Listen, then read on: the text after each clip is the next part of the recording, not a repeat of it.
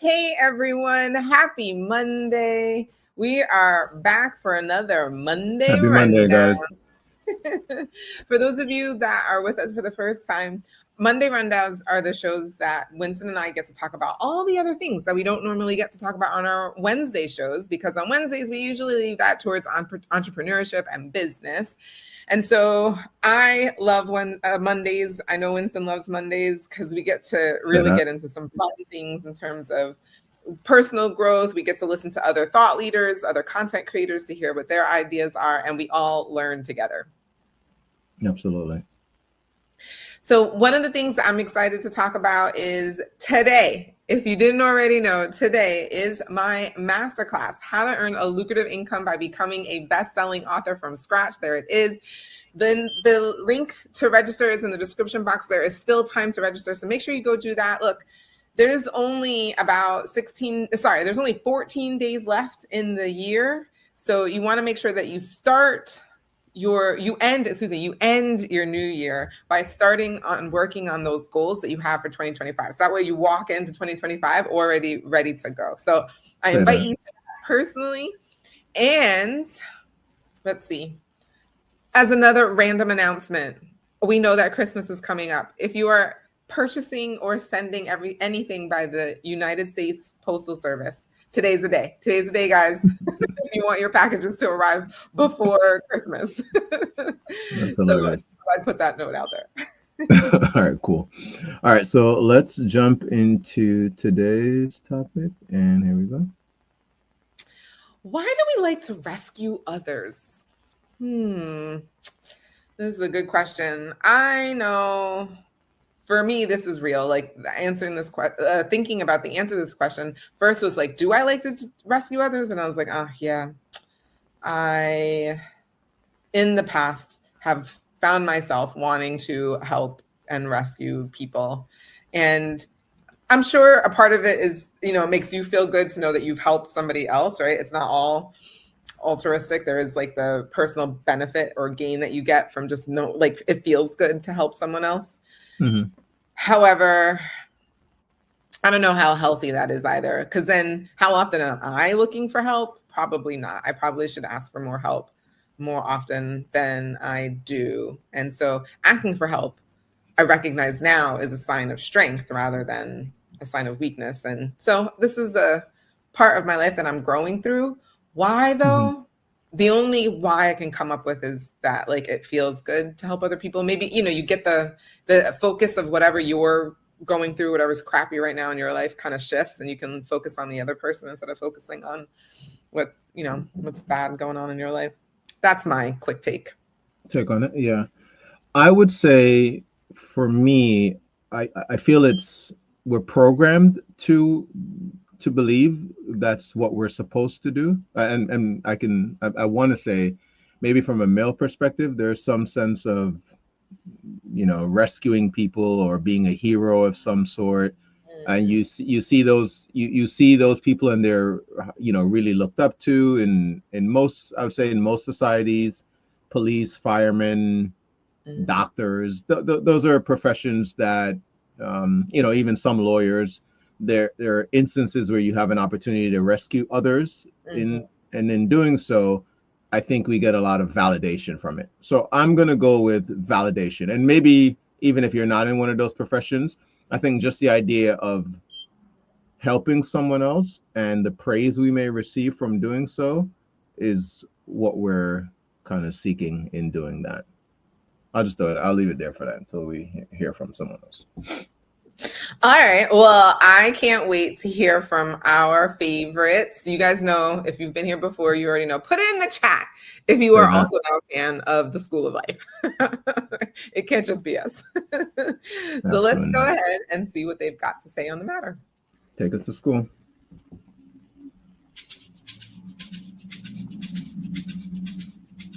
We might assume that our greatest longing in relationships would be to be looked after by someone, an exceptionally kind person who could listen to us, nurture us, assist us, and make us feel comforted and seen.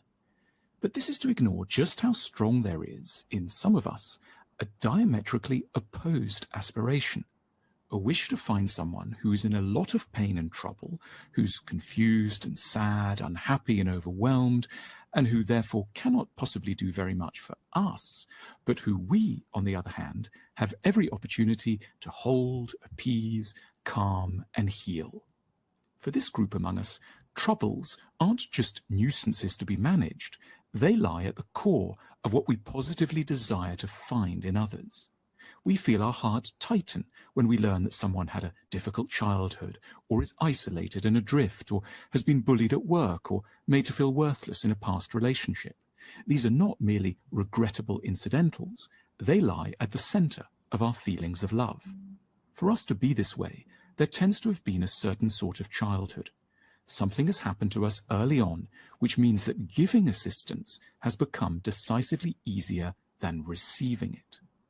We might say that everyone at the start longs to receive love, but when it's not been especially forthcoming, one way to handle its absence is to turn into a compulsive caregiver, to offer others what we wish could have been offered to us, to turn our deficiency into a bounty, to locate the needy part of us in someone else, and then to heal it in them as an alternative to addressing it in ourselves.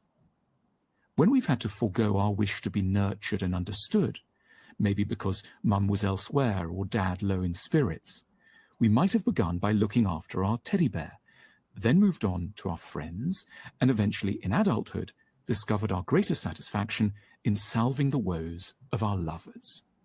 We may now be rendered hugely uncomfortable whenever the tables turn, even for a moment. If a lover said, "Tonight it's going to be all about you," we might flinch. To hear, "I want to put you at the center of my world," could bring on panic. It's not that such care isn't fundamentally wanted. It's that it was never experienced, and so has grown alien and frightening, a reminder of a wound we haven't been strong enough to contemplate, rage at, and move on from. The way out of our cul-de-sac is to start to notice how scared we are. We may have justified our behavior by thinking of ourselves principally as selfless, but we are something more complicated and more interesting, terrified. We aren't just without reciprocity, we are manically intolerant of it. And yet, as we still stand to discover, sometimes the real generosity is to let a lover do to us what a parent did not at the start. It's to stop occupying the powerful position of the rescuer and learn, at points, to take the risk of being at another's mercy. It's to experience, as if for the first time, how much we need someone else. Real maturity may be as much about a capacity to receive as to give. This was really, once again, thank you, School of Life.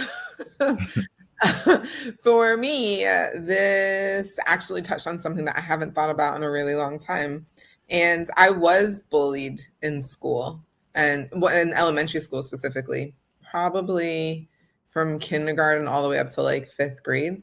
And it just made me think, like, is this me when I help other people, like finding, like soothing the little girl that never got someone to stick up for her, to like stick up for her, rescue her, help me, whatever.